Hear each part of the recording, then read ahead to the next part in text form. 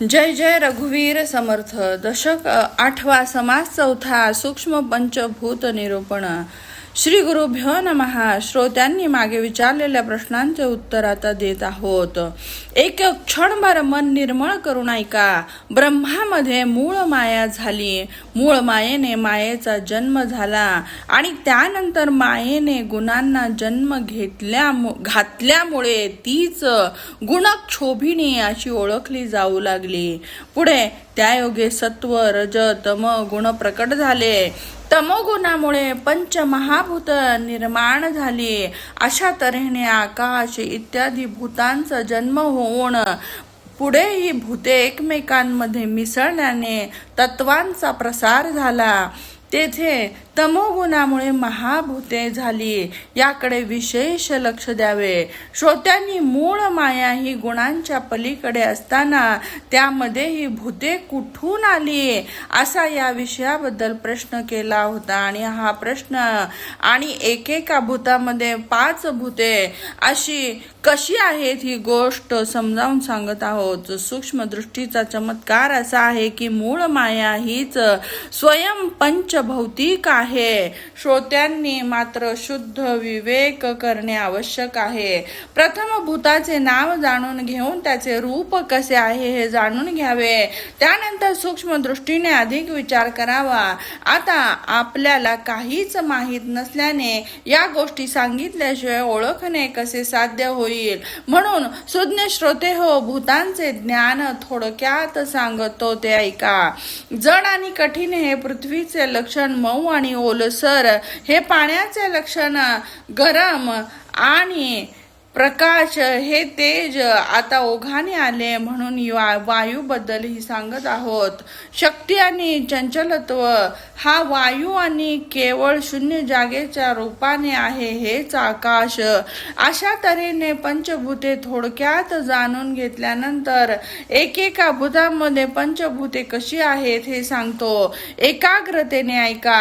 ही गोष्ट 3 गुणांच्या पलीकडची सूक्ष्म विचाराची असल्याने त्याने ऐका. सूक्ष्म असलेल्या आकाशात पृथ्वी कशी आहे ही गोष्ट आधी सांगितलेली बरी.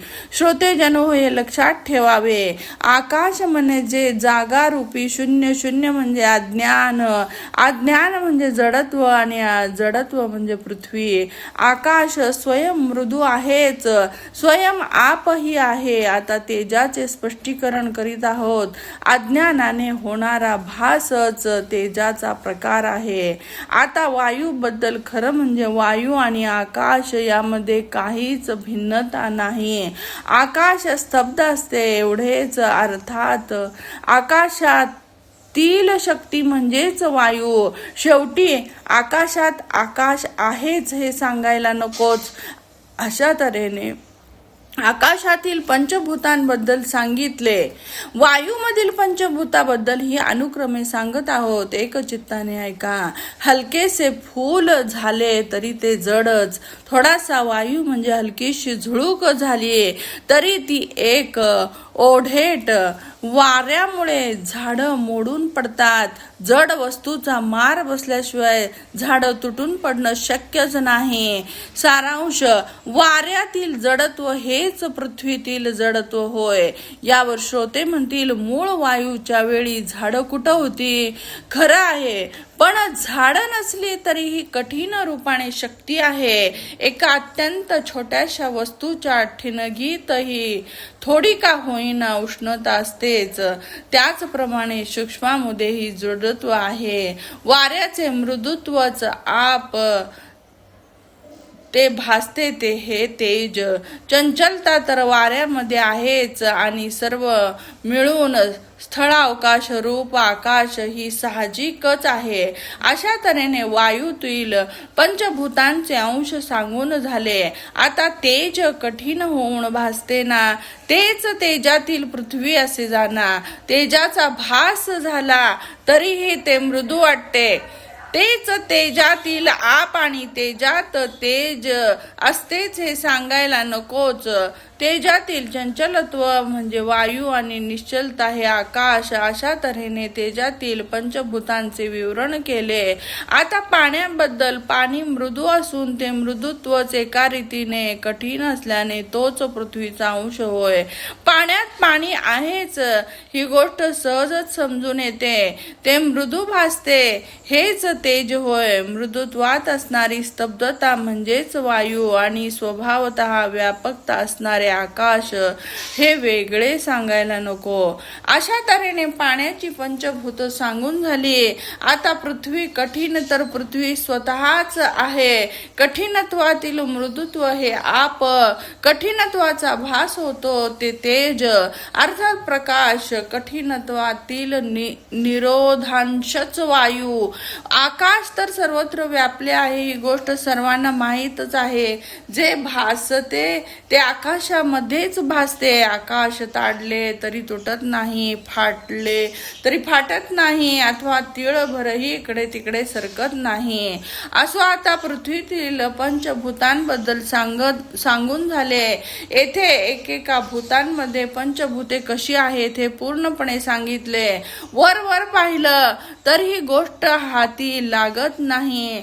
त्यामुळे विनाकारण संशय निर्माण होतात आणि भ्रमामुळे आपण जे समजतो तेच खरे आहे असा अहंकार आपले डोके वर काढतो.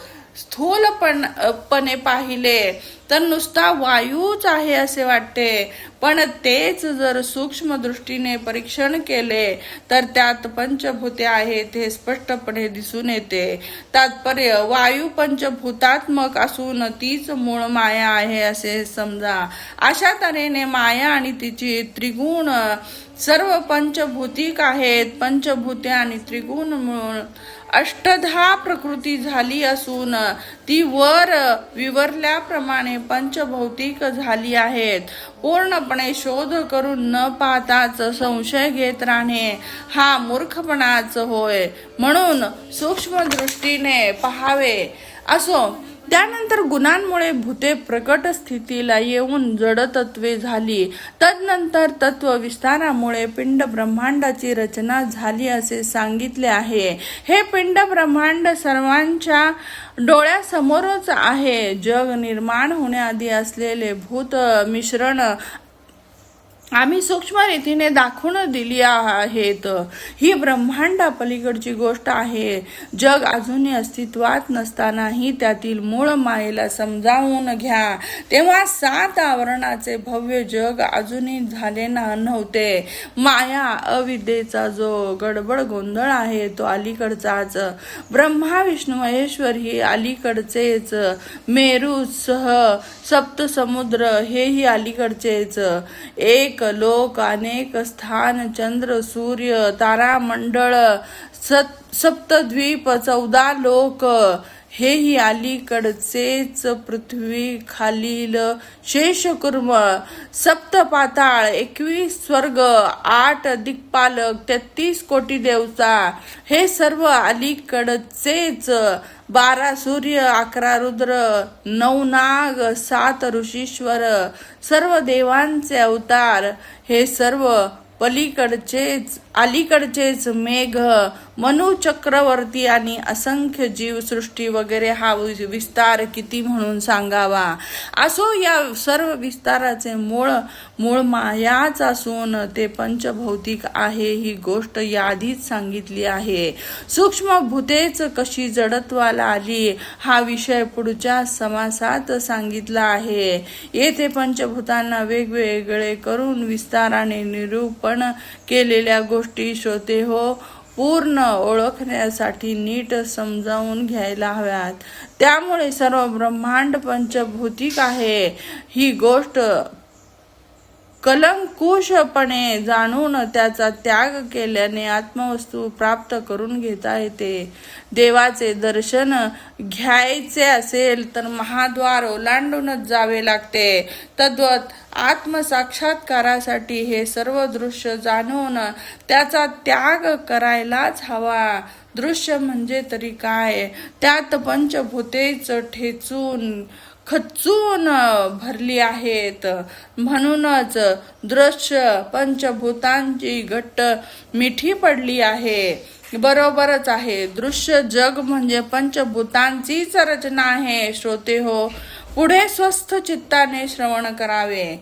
इति श्री दासबोधे गुरु शिष्य संवादे अष्टम दशके सूक्ष्म पंचभूत निरूपणम नाम चतुर्थः समासः समाप्तः. जय जय रघुवीर समर्थ.